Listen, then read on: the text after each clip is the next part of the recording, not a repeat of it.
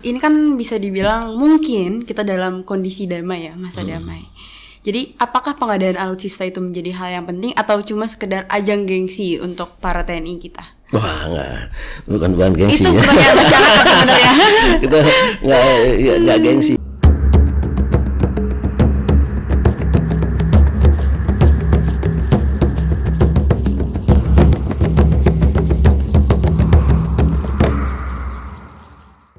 Ramai menjadi perbincangan pasca debat Capres 2024 kemarin yang menyebutkan terkait alutsista, yang merupakan akronim dari alat utama sistem senjata.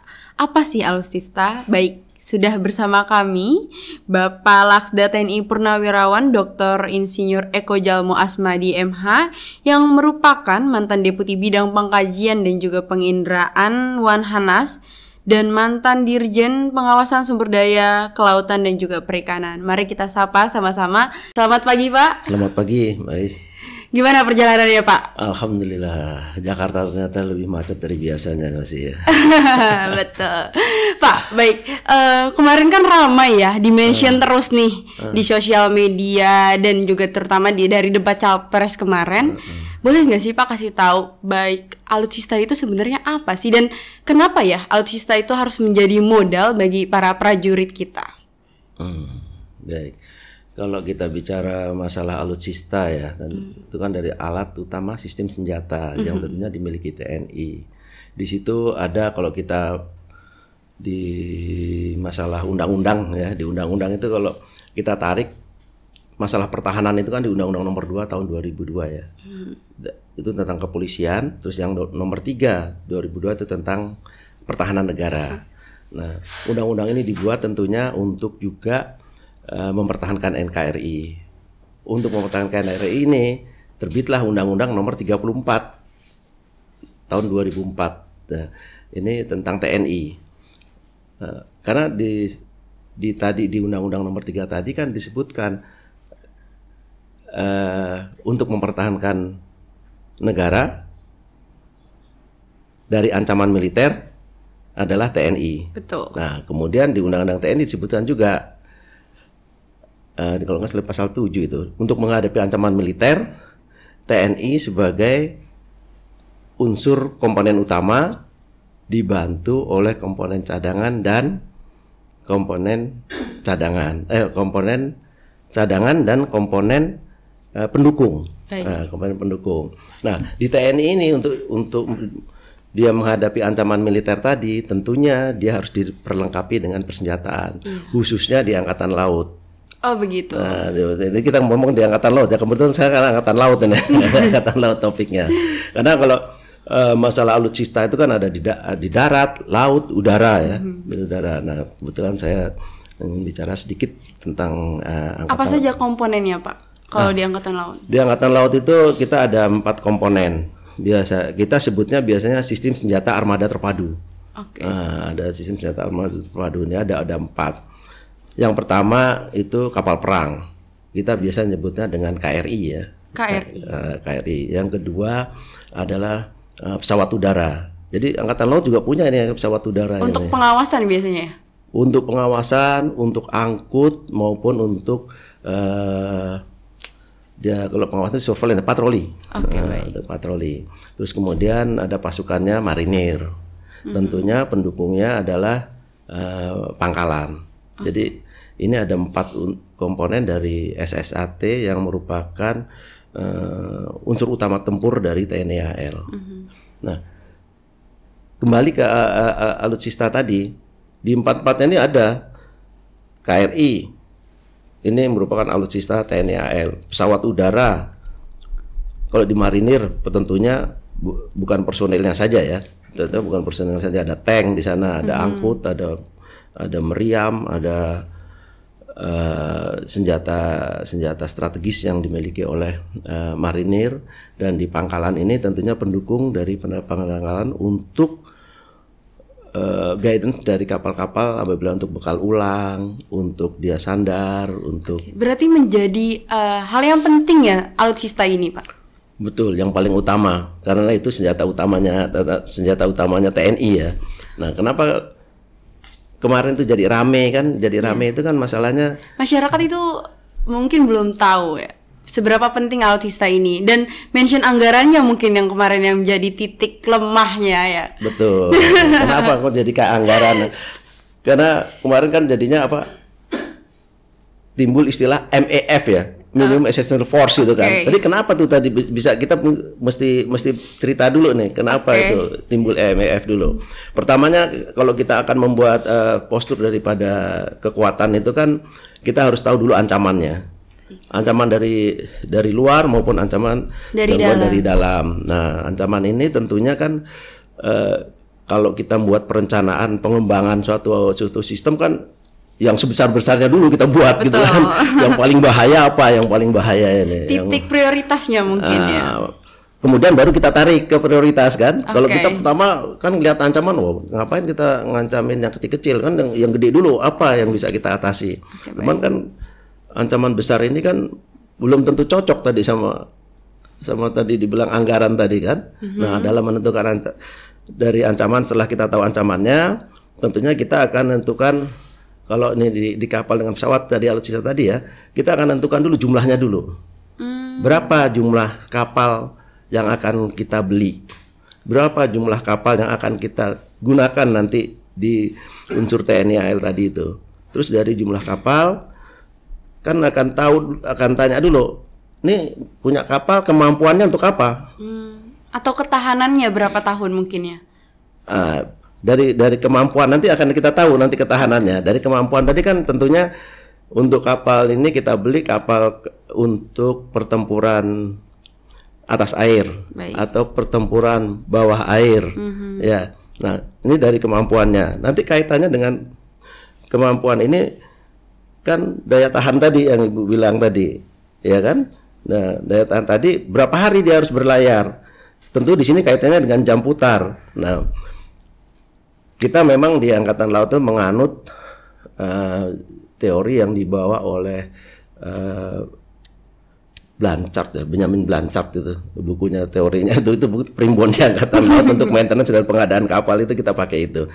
Nah, setelah tahu kemampuannya, kita harus tahu juga komposisinya, ya kan? Komposisinya itu berapa kapal pemukul, berapa kapal pendukung, berapa kapal patroli. Nah, ini di Angkatan Laut dibagi 3 memang. Dia ada striking force, patrolling force, sama supporting force. Maaf Pak, sedikit. Mungkin yang masyarakat belum tahu, pentingkah alutsista ini, baik pembelian dari anggaran yang tercairkan dari kementerian lalu masuk ke TNI AL, itu kan yang belum masyarakat tidak tahu. Kira-kira berapa lama atau seberapa pentingnya untuk pembelian setiap tahun kah, dan bisa awet berapa lama, itu yang masyarakat tidak tahu. Karena kan yang dimention dalam pemberitaan itu uang pajak yang hari ini tersalurkan untuk pembelian alutsista itu mungkin yang masyarakat ini pengen tahu gitu Pak. Oke, jadi masih lanjutin dulu tadi dari komposisi tadi kita tahu kan. Terus kemudian berapa lama, ini semuanya nih masuk dalam namanya rencana pengembangan. Rencana pengembangan TNI nanti akan diatur. Tadi ketiga tadi udah kemampuan kan.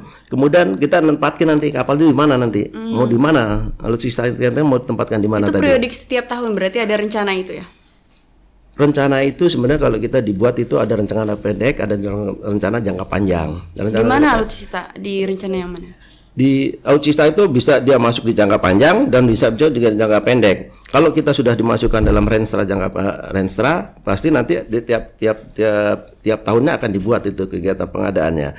Tapi kan nggak tiap tahun karena teknologi juga berkembang cepat. Terus kita juga nggak punya uangnya nggak sebanyak, terbatas. Nah itu tadi yang diperhitungkan tadi harus ada jumlahnya berapa, kemampuannya apa, terus dislokasinya di mana.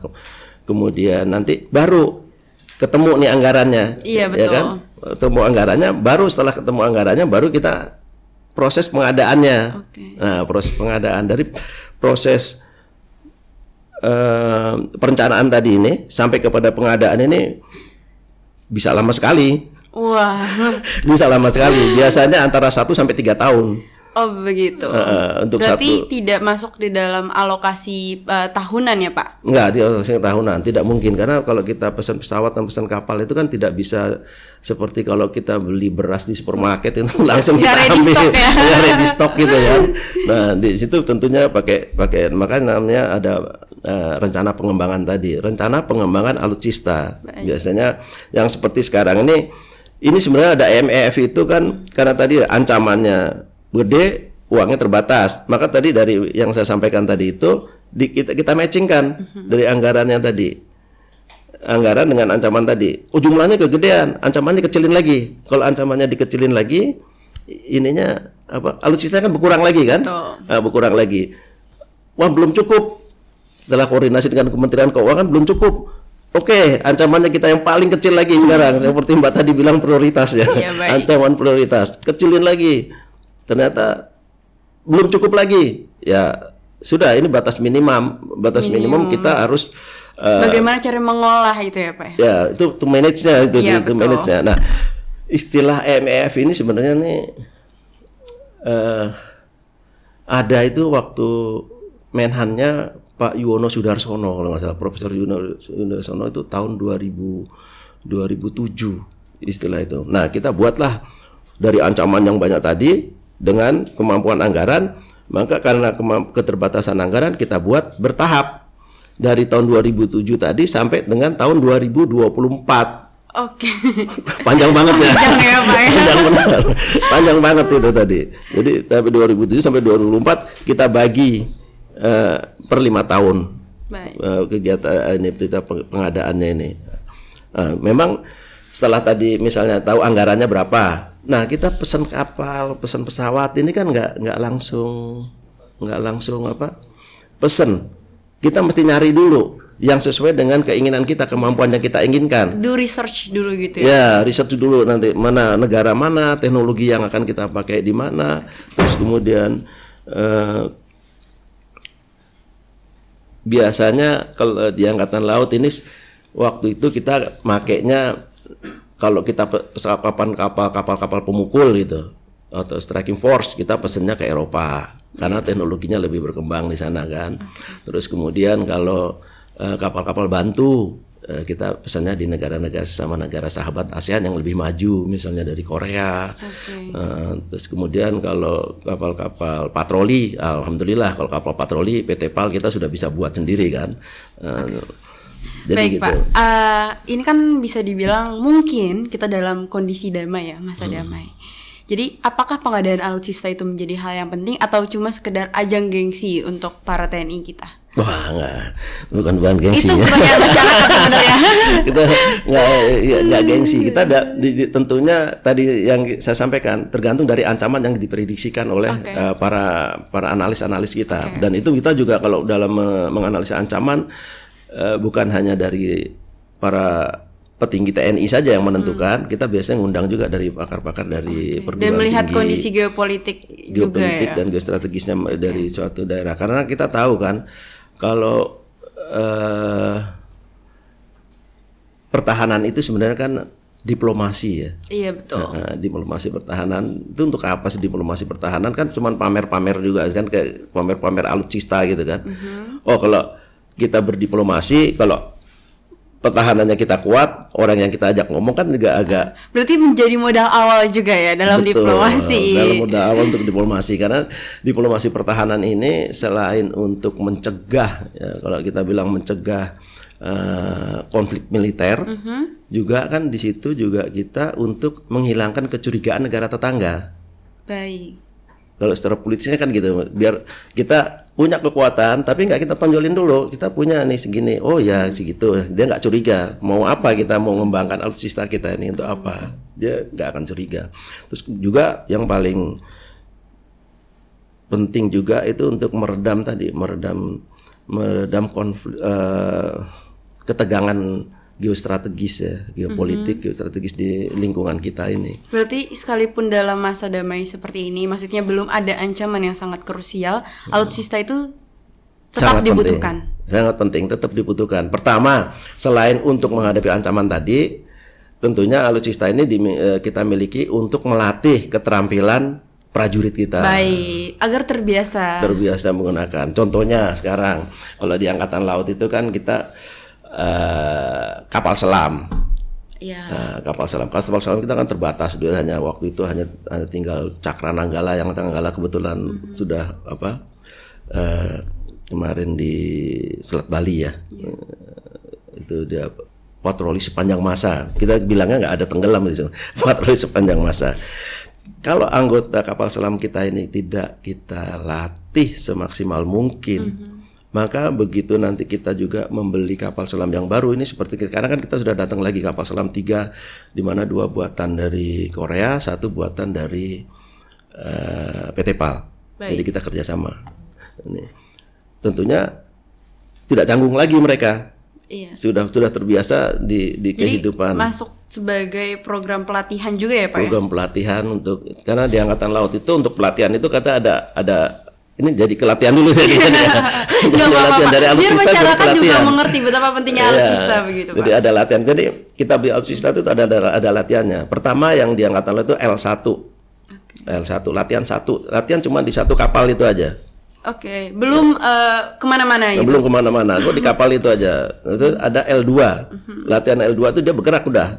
Wah, sudah dengan kemampuan tempurnya.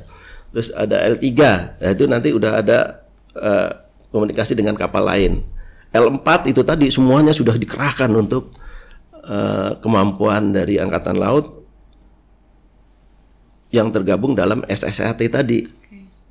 Nah, ini untuk kemampuan tempurnya semua. Itu kalau disebut itu kita udah kerjasama lain itu Latgab, itu latihan gabungan gitu ya. Ya, latihan gabungan. Jadi baru masyarakat tahu bahwa beli kapal itu nggak cuma sebentar beli terus kemudian langsung diawai, langsung kita operasionalkan. Ada prosesnya. Untuk proses pengadaannya aja, kebetulan saya dulu di bidang pengadaan itu, kalau proses pengadaan itu lama sekali.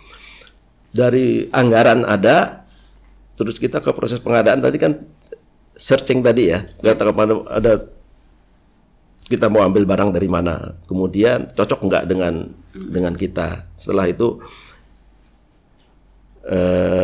mumpuni nggak anggarannya? Mumpuni nggak anggarannya tadi. Nah kalau udah ini tadi proses pengadaan itu di Kemhan biasanya. Oh gitu ya. Ya karena kan anggarannya masuk dari Kementerian Pertahanan, nggak turun ke angkatan kan, ke Kementerian Pertahanan, betul. Tapi permintaan spesifikasi teknis maupun spesifikasi, kita sebutnya spesifikasi teknis dan spesifikasi operationnya. Berarti rekomendasi dari TNI, dari AL sendiri kita ajukan kita bahas di Mabes TNI untuk diintegrasikan. Cocok nggak nih kapal yang kita beli ini integrasi dengan komunikasi dengan TNI AU. Terus nanti kalau misalnya kita angkut tanknya Angkatan Darat tuh cocok nggak dengan Angkatan Darat? Ini diintegrasikan dulu, nggak langsung beli langsung beli. Udah aku maunya Angkatan Laut yang ini, tapi nggak cocok nanti dengan Angkatan Udara, nggak terintegrasi dengan Angkatan Udara, nggak terintegrasi dengan Angkatan Darat. Ini kan nggak, ya belinya nanti Muspro. Nah dan alhamdulillah selama ini kita di TNI itu untuk integrated pengadaan ini sangat concern sekali, sehingga di Kemhan itu seolah-olah kelihatannya di Kemhan tuh tinggal beli gitu loh. Tinggal beli, padahal ini sebuah proses 1 sampai 3 tahun sampai 1-3 tahun tadi. Nah, tapi di Kemhan kadang Kemhan cuma belanja aja nih katanya. Enggak juga sebenarnya, sudah panjang sekali. Justru di Kemhan nanti yang sangat menentukan, karena dia yang melaksanakan negosiasi untuk harga maupun untuk kemampuan yang akan kita dapat. Karena ya Pak ya PBN. Jadi kita TNI udah lepas kalau udah sampai sana itu. Oh gitu. Nggak gampang kan? Ternyata nggak gampang ya pemirsa. Ini ngomongin soal alutsista. Oke baik. Balik lagi kalau misalnya kita bahas geopolitik kan berarti kan panjang juga ya Pak ya, dan juga geostrategis. Nah karena ini masa damai dan masyarakat juga banyak yang menilai bahwasanya alutsista nggak penting atau mungkin kurang penting untuk diprioritaskan. Nah, kira-kira pandangan dari TNI AL sendiri, alutsista itu sebenarnya untuk hal-hal yang krusial apa Pak dipergunakan dalam komoditas sehari-hari? Nah, paling gampang kalau lagi betul. Posisi damai gini kan? Iya betul. Posisi damai gini tuh kita yang paling banyak beroperasi di Angkatan Laut itu yang bermanfaat sangat bermanfaat Yang sekali touchable gitu lah. adalah kapal patroli. Oh ya betul.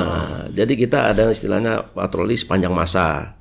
Jadi sepanjang masa itu ya terus saja tahun-tahun kita operasi terus itu patroli. Terus kemudian yang kapal-kapal kombatan untuk apa tadi, yang kapal striking force tadi, ya kapal kombatan itu dia kerjanya latihan. Teman kalau misalnya dia lagi beroperasi juga ketemu pelanggaran di laut, ya dia harus nindak juga gitu.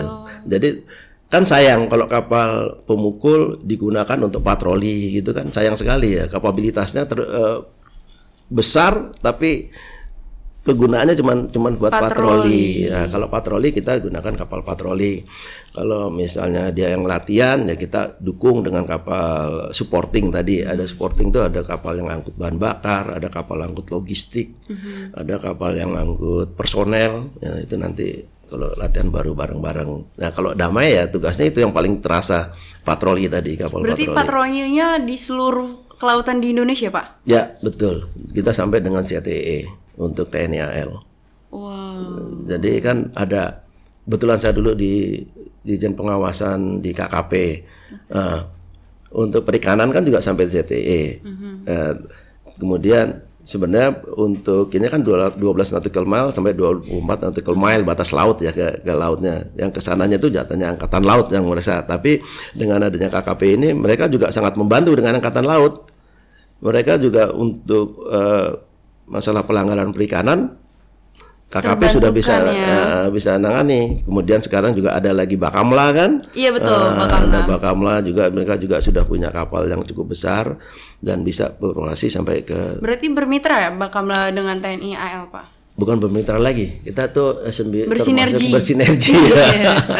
Bersinergi karena kalau kita ada 13 itu sebenarnya unsur-unsur di laut, keamanan di laut itu.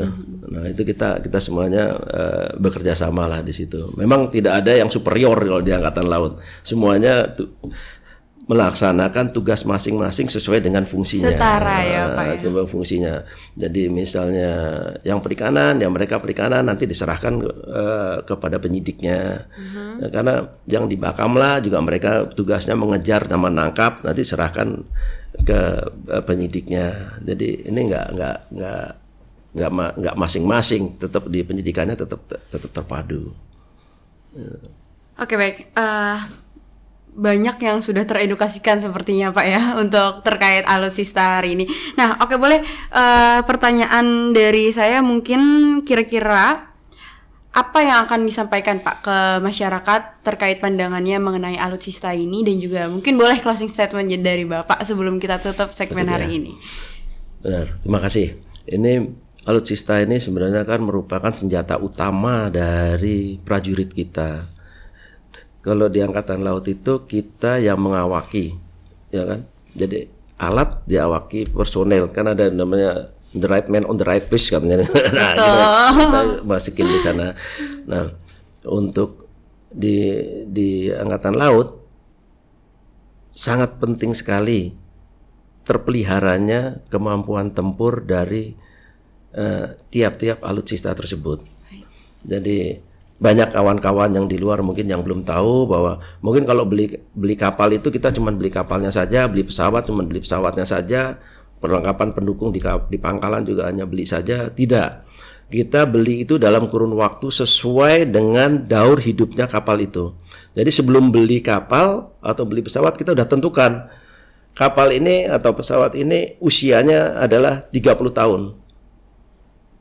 Jadi kita mesti rawat sampai dengan usia 30 tahun. Namun ada juga perkembangan teknologi yang sekarang kan cepat sekali ya. Sehingga sebelum 30 tahun dia sudah kita pensiunkan. Modernisasi. Kalau dipensiunkan sayang kan, jam putarnya belum habis ini. Betul. Belum habis. Kalau kita buang, kita jual, harganya tidak laku lagi, tidak mungkin make sense ya, tidak make sense. Nah, kemudian kita ada namanya mid modernization. Berarti di upgrading gitu ya. Di retrofit kalau kita di kapal-kapal itu, sehingga kapabilitasnya, kemampuannya dia meningkat lagi dengan teknologi yang baru dan dia bisa sampai usianya 30. Maka tadi kan belum ditanyain nih, yang sebelum closing ya, tadi kan belum ditanyain. Waktu debat itu kan ribut beli barang bekas katanya ya. Betul. Barang bekas atau beli barang baru. Kenapa nggak beli barang baru gitu kan? Tadi kan juga sudah terjawab ya Pak. Iya, kalau barang bekas ya bukan, nggak ada lagi barang bekas sebenarnya, kita ditentukan tadi usianya tidak ditentukan, sehingga tidak ada istilahnya barang bekas di militer manapun di dunia ini. Karena nanti akan ada pembaharuan yang akan dilakukan oleh militer sesuai dengan keperluannya untuk bertempur sesuai teknologi, perkembangan teknologinya. Mungkin itu. Jadi tolong kepada seluruh prajurit yang masih aktif juga, mereka merawat alutsista ini semaksimal mungkin sehingga bisa mencapai usia maksimalnya. Juga masyarakat juga membantu kalau misalnya ada kapal atau pesawat yang tidak digunakan sesuai fungsinya, nah itu mohon juga bisa wajib disampaikan. Lapor gitu ya. Wajib lapor disampaikan supaya sama-sama kita merawat. Mahal sekali Mbak harganya alutsista ini, nggak murah. Begitu ya Pak ya? Iya, nggak murah. Jadi boleh di-spill dikit lah kali ya Pak, biar masyarakat juga tersadarkan Pak. Karena kan kemarin anggaran yang disebutkan ternyata bukan anggaran alutsista kan, tapi ternyata anggaran anggaran program panjang, bukan anggaran alutsista saja. Ya. Jadi memang karena keterbatasan tadi, Mbak.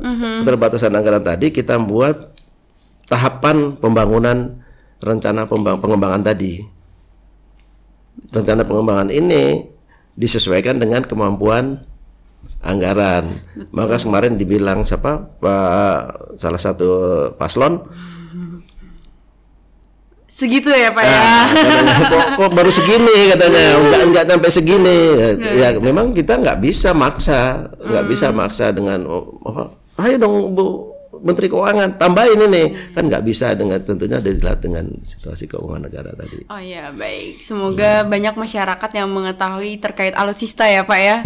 Dan semoga juga banyak rekan-rekan media yang juga menyadarkan, karena banyak juga informasi-informasi yang tersesatkan ya Pak jadi masyarakat terkait alutsista ini. Dan juga anggaran pengeluaran untuk alutsista. Telah banyak kita dengarkan perbincangan dari Bapak Eko mengenai alutsista. Semoga kawan-kawan Mihcaster tercerahkan dengan tema pada hari ini mengenai alutsista laut. Baik, terima kasih banyak Bapak Eko telah berkenan hadir ke studio Mihcast pada pagi hari ini. Kawan-kawan Mihcaster, sampai jumpa di episode selanjutnya. Dadah.